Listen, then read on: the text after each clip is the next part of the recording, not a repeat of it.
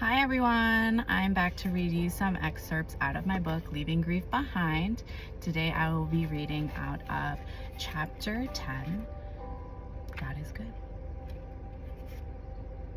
So I'm gonna dive right in. Job. It's a pretty well-known book of the Bible, and that's probably because it's known for being a downer. In a single moment, Job loses his entire fortune, his workers, and all 10 of his children. Then he becomes afflicted with a disease that covers his entire body, with painful sores that hurt so bad that he resorted to using a broken piece of pottery just to scratch himself for the slightest relief. Meanwhile, his friends are just brutally beating him down, telling him that somehow he deserved it all. So why did you have me born? I wish no one had ever laid eyes on me. I wish I never lived, a stillborn, buried without ever having breathed. Isn't it time to call it quits on my life?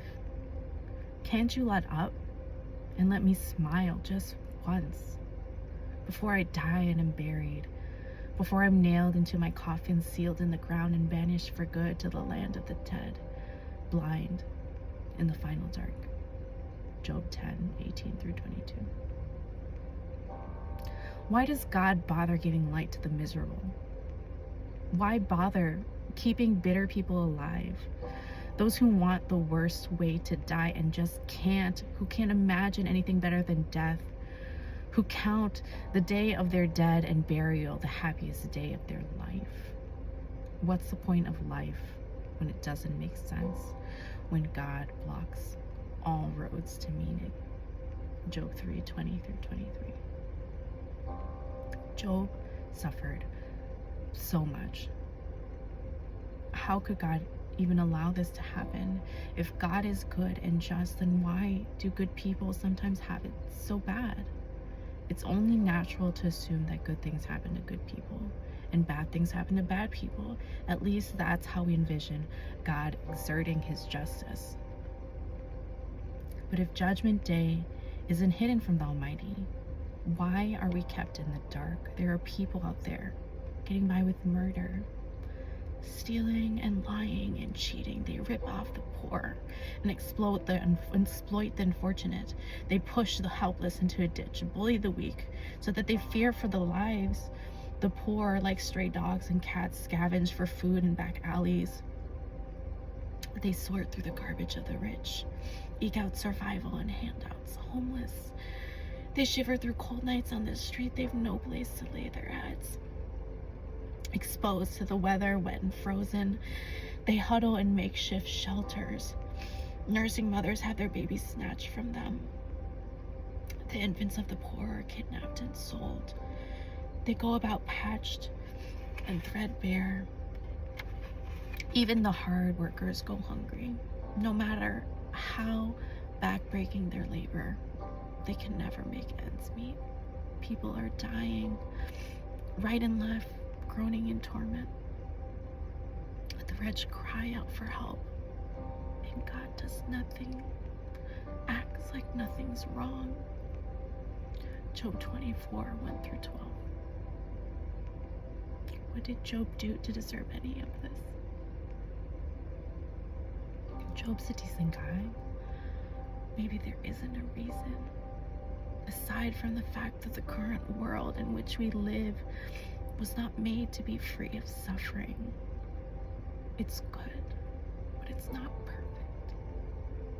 In our suffering, we are drawn to God, to trust him in humility, to trust that only he knows everything that happens on the earth. To make justice so black and white is just to simplify God.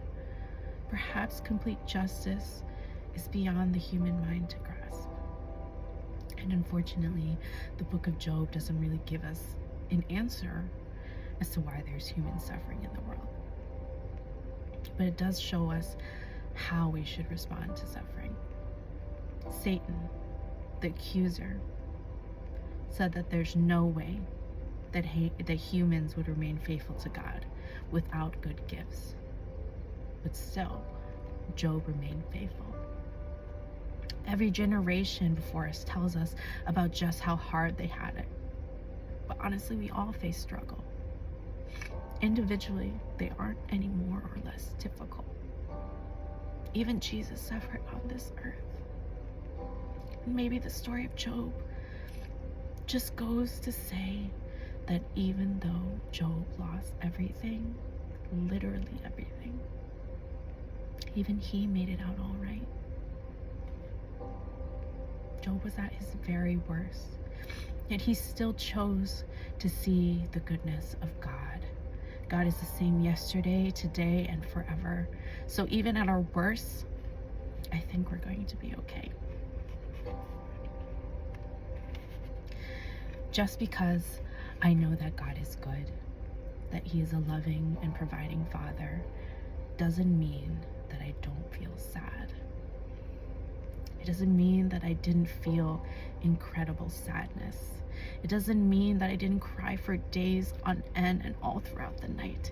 It doesn't mean that I stuff and bury my emotions. What it does mean is that I put my hope in God. I put my hope, my faith, and my trust in God. That's God is good. Thank you again so much for listening, and thank you for being here in my vulnerability and sharing my story. Really, this is a passion project of mine. It's my story, my faith journey, how I've been through it all.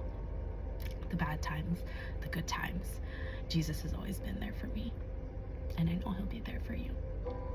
Thank you again for listening. Tune in next time. See you guys.